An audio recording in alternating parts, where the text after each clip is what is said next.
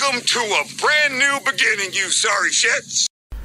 Hey guys, welcome to the Omniverse of Nick and part 5 to What If Casey Becker Survived, where we are getting into the future of Scream once again being undecided.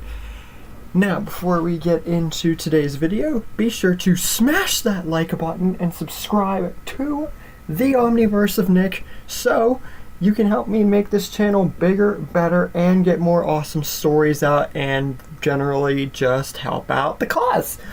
And with that, let's get into what will happen after what happened last time, which was the question of what would happen, just like the first episode, because Casey's survival has meant a lot of time, technicalities, and movements in the Scream timeline. Speaking of, that's what we're gonna get into right now. So, we just ended Scream 3's canonical period, but the villains in said period were from Scream 1 and Scream 3 combined.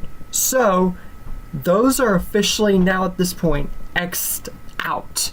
But now we're getting into Scream 2 territory, but plot-wise and not timeline-wise. But we're gonna hold off on that, and I'll get back to that. Casey and Randy are the two main survivors from pretty much the whole point.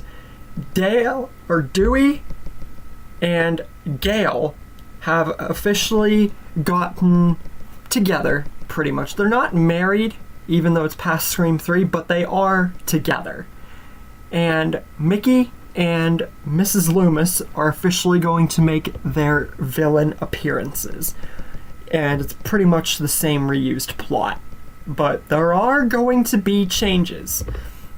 Now, this is going to take place 2 years after Scream 3 and 8 years before Scream 4's canonical timeline, because we had a massive jump between 3 and 4, so just figured I'd clarify.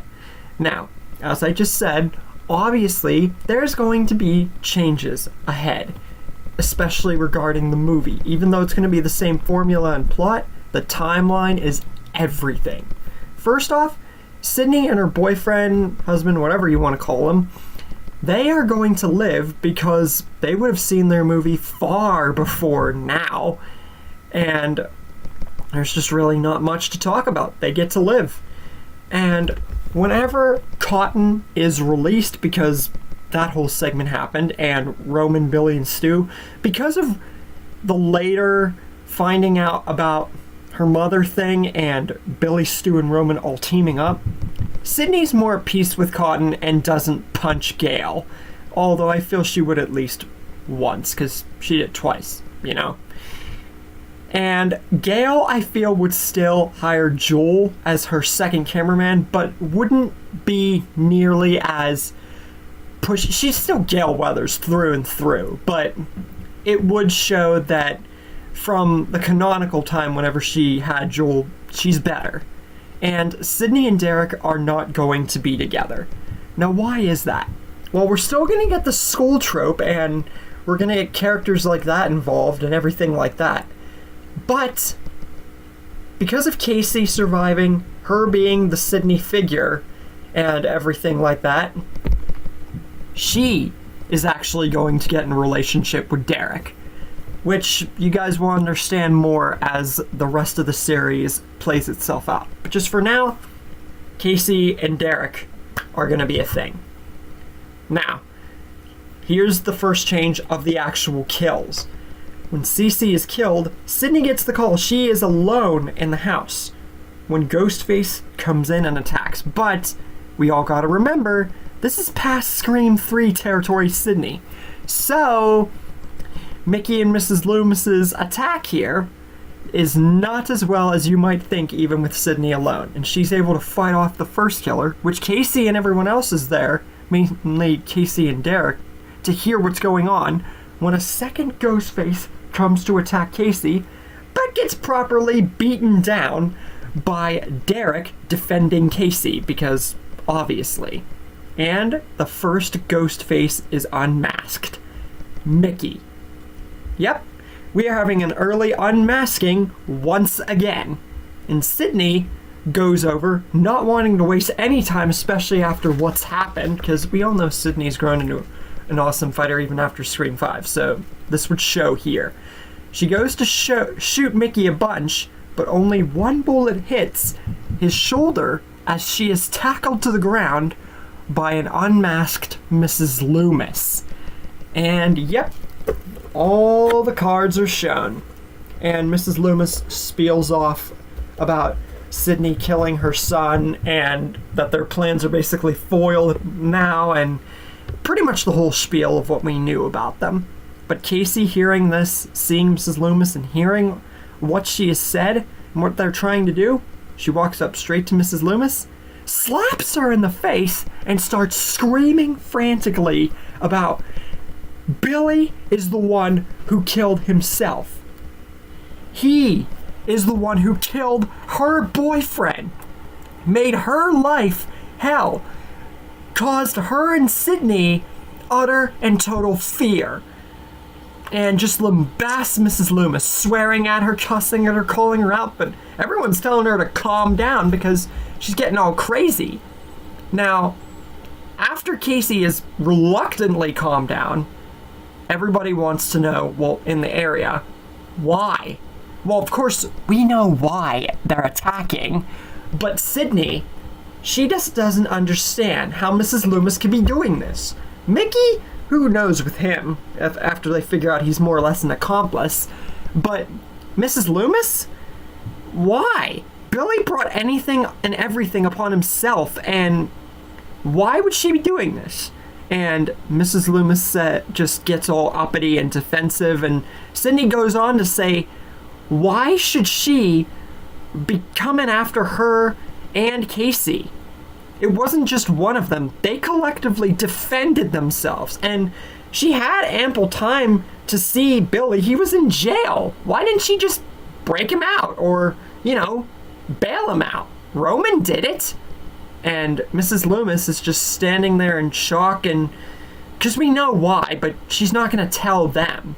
And Casey's just looking at everything and it's like holding herself back from, lashing out at Mrs. Loomis, but collectively agreeing with Sydney at the same time as to why she didn't just help out her son. Sydney says there's still a way back from being like him.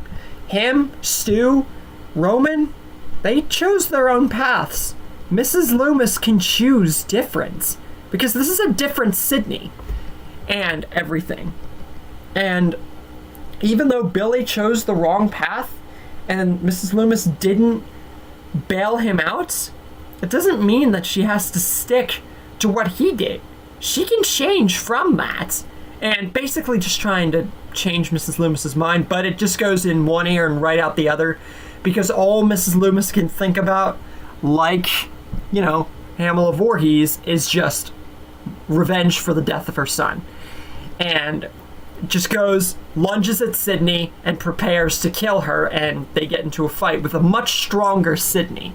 Meanwhile, Mickey, feeling reinvigorated passion, fights Derek, but he is completely and utterly outclassed, as Derek not being tied up and not having that advantage means that Mickey's pretty much screwed, with a much stronger Derek later in the Scream franchise too. And if Casey was there and she needed to help, well, she is there, but if she needed to help, they just have a backup person and Mickey's toast anyway.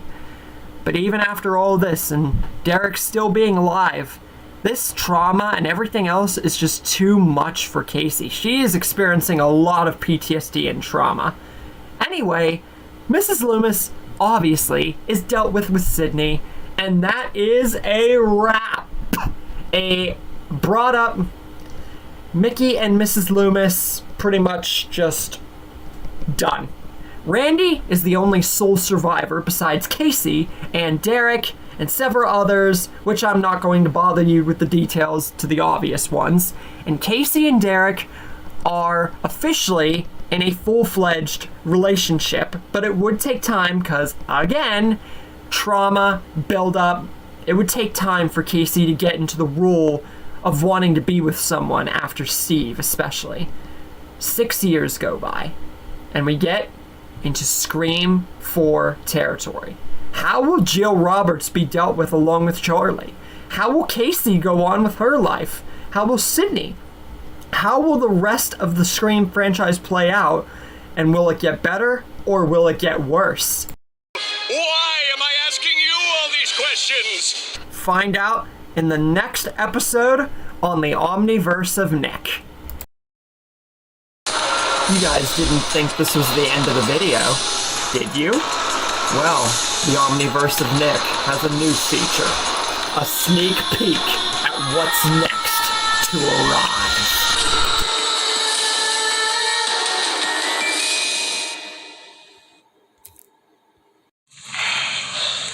Today was a productive damn day.